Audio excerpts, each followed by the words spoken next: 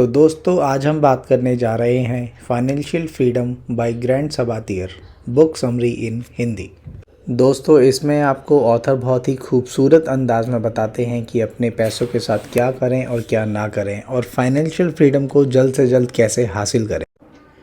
इस बुक में ऑथर ने कुछ ऐसे पॉइंट्स को कवर किया है जिससे आप फाइनेंशियली फ्रीडम यानी पैसों की चिंता से मुक्ति पा सकते हैं। फाइनेंशियल फ्रीडम बुक आपको सिखाती है कि कैसे आप अपने जॉब से छुटकारा पाकर फाइनेंशियली इंडिपेंडेंट बन सकते हैं। आप अपने जीवन को बेहतर तरीके, सुकून और शांति के साथ जी सकते हैं। लेकिन इससे पहले आपको जान लेना चाहिए, सफलता उसी व्यक्ति को मिलती है जो सही रणनीति के साथ जीवन को लक्ष्य को पाना चाहता है। ग्रैंड सतैबियर ने अपनी बुक फाइनेंशियल फ्रीडम में बताया है कि कैसे आप कम समय में ज़्यादा पैसे कमाकर फाइनेंशियली फ्रीडम हासिल कर सकते हैं। तो चलिए दोस्तों, फाइनेंशियल फ्रीडम कैसे हासिल की जाए इसे 7 आसान स्टेप्स में समझ लेते हैं। दुनिया में ज़्यादातर लोग ऐसे हैं जो बिना किसी प्लानिंग के अपने कामों में लगे रहते हैं। मेहनत से कमाए हुए पैसों को फालतू चीज़ों में खर्च कर देते हैं। उन्हें इस बात का बिल्कुल भी ख्याल नहीं रहता कि जब हमारी उम्र रिटायरमेंट की हो जाएगी तो उस समय हम कैसे सर्वाइव करेंगे। ग्रैंड सतैबियर का कहना है, इंसान को जीवन के शुरुआती दिनों से ही क्लियर होना चाहिए कि रिटायरमेंट के बाद लाइफ को कैसे जीना है, कितने पैसों की ज़रूरत पड़ने वाली है और किस तरीके से हम अपने प्लानिंग कर सकते हैं। तो दोस्तों अब हम बात करते हैं सेल्फ सफिशिएंसी की।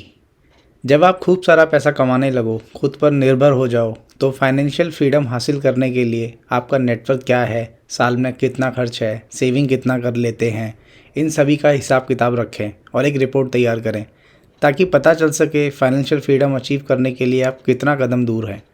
इसके लिए आपको हर महीने कितने रुपए सेविंग की आवश्यकता है।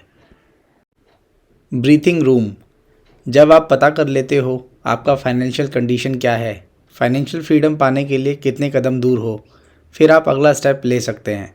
अनावश्यक खर्चों को कंट्रोल करें। कोई भी चीज़ें खरीदने से पहले 10 बार सोचें कि क्या वह वस्तु आपकी ज़रूरत की है, क्या वह वस्तु आपकी लाइफ में क्या वैल्यू ऐड करने वाली है।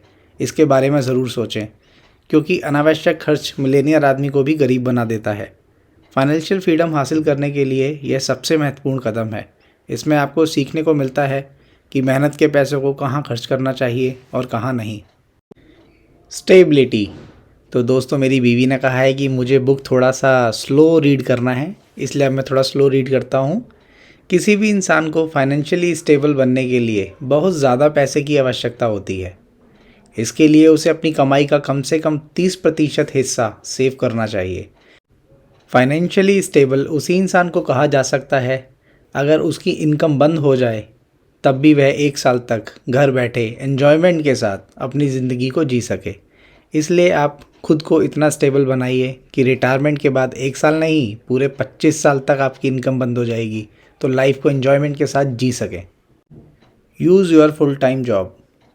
नौकरी के शुरुआती दिनों से ही आपको सेविंग स्टार्ट कर देनी चाहिए, क्योंकि ऐसा करने से भविष्य में आपको फाइनेंशियली फ्रीडम मिलती है।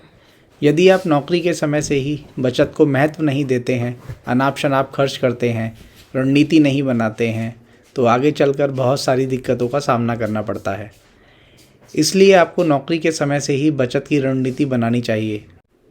फिजूल के खर्चों से बचने के लिए बैंक स्टेटमेंट का एनालिसिस करना चाहिए। वित्तीय सलाहकार से बात करके जितना जल्दी हो सके निवेश करके फाइनेंशियली स्ट्रॉन्ग बनना चाहिए। ऐसा करने से रिटायरमेंट के बाद आपका भविष्य सुरक्षित हो जाएगा और आप एक आसान और अच्छी लाइफ जी सकेंगे। More money in less time.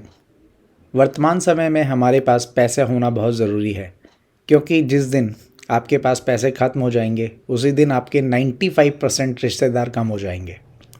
जिस प्रकार हमारे शरीर को जीवित रखने के लिए भोजन की आवश्यकता होती है, ठीक उसी प्रकार जीवन को चलाने के लिए पैसों की आवश्यकता होती है।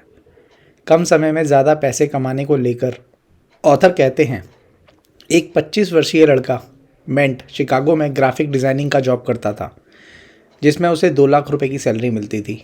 वह एक्स्ट्रा अर्निंग करने के लिए सैलरी का 60% हिस्सा व्यापार में लगा देता था, जिसके कारण उसे हर मंथ एक्स्ट्रा अर्निंग होती थी। देखते ही देखते वह एक समय में ज़्यादा पैसे कमाने वाला, कम समय में एक ऐसा व्यक्ति बन गया।